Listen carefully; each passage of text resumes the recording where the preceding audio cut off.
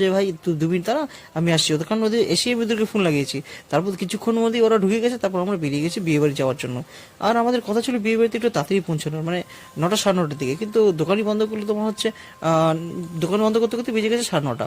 তো বাড়ি গিয়ে রেডি হতে সবকিছু করতে বেজে গেছে তোমাদের 10:30। তো যাই হোক, বিয়ে বাড়িতে সবাই এরকম সময়ই যায়, আর এরকম টাইমে মানে এরকম সময় না গেলে পরে মজাও লাগে না। ঠিক আছে, আর বিয়ে বাড়ি 8টা 9টার দিকে কে যায় ভাই? আমরা যেখানে যাচ্ছি সেই জায়গাটা আমাদের মানে দোকান থেকে বেশি দূর নয়, খুব জোর হলে 5-7 কিলোমিটার, মানে লোকালে, বেশি দূর না বিয়েটা।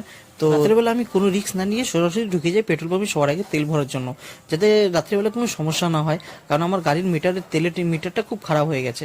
তো কিছুদিন আগে আমার বাবা অ্যাক্সিডেন্ট করেছিল গাড়িটা, তো গাড়িটা কন্ডিশন একটু খারাপ আছে, কিন্তু কন্ডিশন খারাপ হলো, গাড়ি কিন্তু দুর্দান্ত ভাগে এখনো। যাই হোক, তারপর আমরা এখান থেকে তেল ফেল ভরে পেট্রোল পাম্প থেকে বেরিয়ে গেলাম সেই জায়গায় যাওয়ার পথে। আর যে জায়গায় যাচ্ছি আমরা সেই জায়গায় যেতে, কারণ আমরা প্রথম মানে আমরা ওর বাড়িতে প্রথমবার যাচ্ছি, কারণ